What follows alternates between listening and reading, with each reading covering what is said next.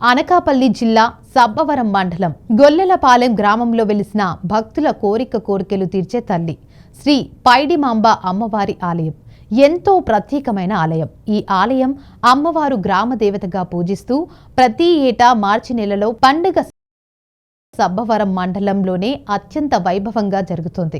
మరియు అమ్మవారి ఆలయం పునర్నిర్మాణం తర్వాత ప్రతి సంవత్సరం మే 30న అమ్మవారి వార్షికోత్సవం సందర్భంగా ధూపదీప నైవేద్యాలు, సాము గరిడెలతో పూజ కార్యక్రమం అత్యంత ప్రత్యేక స్థాయిలో జరుగుతుంది. అనంతరం భారీ అన్న సమారాధన సుమారుగా 4000 మందికి పైగా ప్రతి సంవత్సరం పెట్టడం జరుగుతుంది.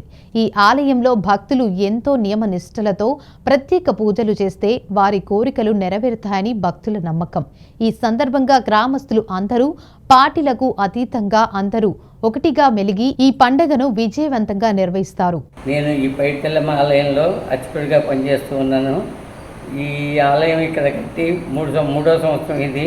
గతంలో ఈ వెనక భాగంలో చాలా దూరంలో ఉండేది రోడ్డుకి.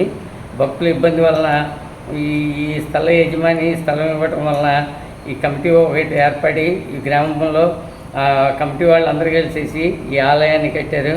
ఈ ఆలయాన్ని కట్టేసి 2 సంవత్సరాల క్రితం ఇక్కడ శంకుస్థాపన అది చేసేసి ప్రాణప్రతిష్ఠ చేశారు అమ్మవారిని, పైడితల్లమ్మ అమ్మవారిని.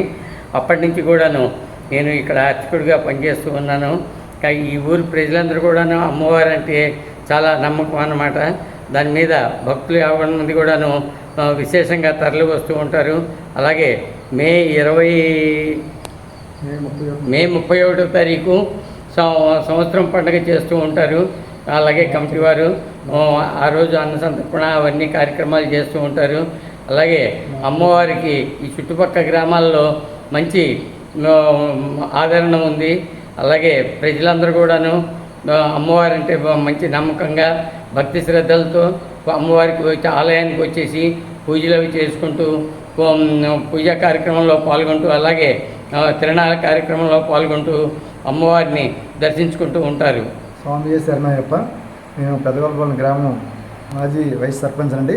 అలాగే ఈ పైడితల్లమ్మ ఆలయ నిర్మాణంలో ఈ కమిటీ చైర్మన్గా ఉన్నాను. అలాగే ఇప్పుడు కూడా ఆలయ కమిటీ చైర్మన్గా కొనసాగుతున్నాను. అదేవిధంగా ఈ పైడితల్లమ్మ అమ్మవారు వరకు మా తాతల టైంలో ఆ వెనక నుండేదండి గుడి. ఆ గుడి ఉన్నప్పుడు అప్పుడు మా పెద్దలు ఉన్నప్పుడు ఒక భక్తులు ఉండేవారు. ఆయన ఉన్నప్పుడు ఎక్కువ మంచి దీప నైవేద్యాలతో పెద్ద పండగ బాగా జరిగేది. చుట్టుపక్కల ఊరి నుంచి అన్ని విలేజ్ల నుంచి వచ్చి ఇక్కడ బాగా ఈ అమ్మని మొక్కుకున్న వారికి కోరికలు తెచ్చే కొంగు బంగారం ఉండేది.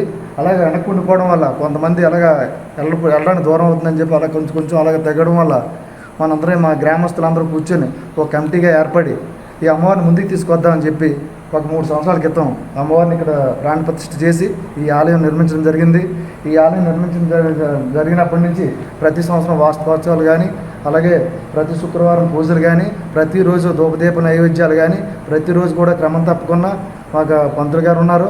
అలాగే ఆలయ కమిటీ చైర్మన్, అలాగే ధర్మకర్త ఒక కమిటీ ఉందండి. ఈ కమిటీ ఆధ్వర్యంలో ఏ రోజు కూడా అమ్మవారికి ఎటువంటి లోటుపాట్లు లేకుండా సక్రమంగా జరుగుతుంది. అదేవిధంగా ప్రతి సంవత్సరం వాస్తవోత్సవం రోజు అన్న సమారాధన కార్యక్రమం జరిపిస్తున్నాము.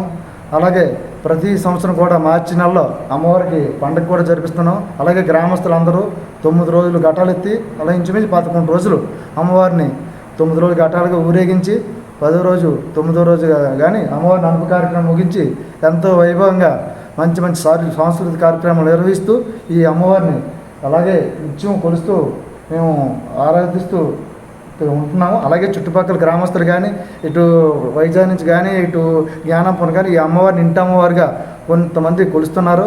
అలాగే ప్రతి ఒక్కరు కూడా నెలకి వచ్చే అమ్మవారికి నెల పండుగలు కానీ ఎన్నో జరిపించుకుంటూ అమ్మవారికి మొక్కుబడులు తీర్చుకుంటూ ఎన్నో మంచి కార్యక్రమాలు జరుగుతున్నాయి. అలాగే ఈ అమ్మవారి ఆశీస్సులు అందరికీ ఉంటూ మరిన్ని మంచి కార్యక్రమాలు జరగాలని ఈ అమ్మవారిని కోరుకుంటూ సెలవు తీసుకుంటున్నాను. స్వామియే శరణయ్యప్ప. స్వామి శరణం. స్వామియే శరణయ్యప్ప. నా పేరు దాసరి కనకరాజు. నేను పెదగొల్లపాలెం గ్రామం పైడితల్లమ్మ తల్లి ఆలయ ధర్మకర్తగా ఉన్నాను ప్రజెంట్.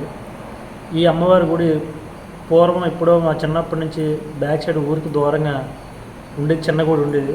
అక్కడ జనాలు వెళ్ళడం చాలా రాకపోవాలకి ఇబ్బంది పడుతున్నారని చెప్పేసి మా గ్రామస్తులందరూ కలిసి ఈ రోడ్డు దగ్గర తీస్తే ఇల్తూరులోకి వస్తుంది అమ్మవారు అని చెప్పేసి తీసుకురావడం జరిగింది.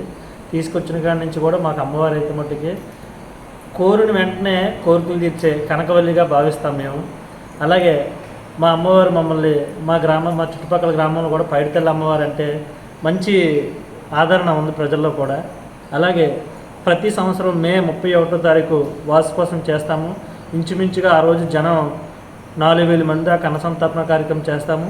అలాగే ప్రతి సంవత్సరం అమ్మవారికి గ్రామదేవత పండగ 11 రోజులు పండగ చేస్తామంటే ఘటాలు తిప్పి ఊరంతా తిరిగి మా గొల్లపాలెం ప్రజలందరూ 9 రోజులు 11 రోజులు మొత్తం టోటల్ 11 రోజులు మార్చిలో నిధుల ప్రకారంగా పండగ ఘనంగా జరుపుతూ ఉంటాం.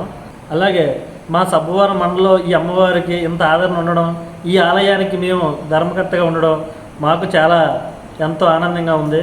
అలాగే ఈ ఆలయాన్ని నిర్మించడానికి మా గ్రామస్తులు, మా గ్రామ పెద్దలు అందరూ కూడా చాలా వరకు సహాయం చేశారండి. వాళ్ళందరూ చేయబట్టి మనం ఈ ఆలయాన్ని నిర్మించగలిగాము.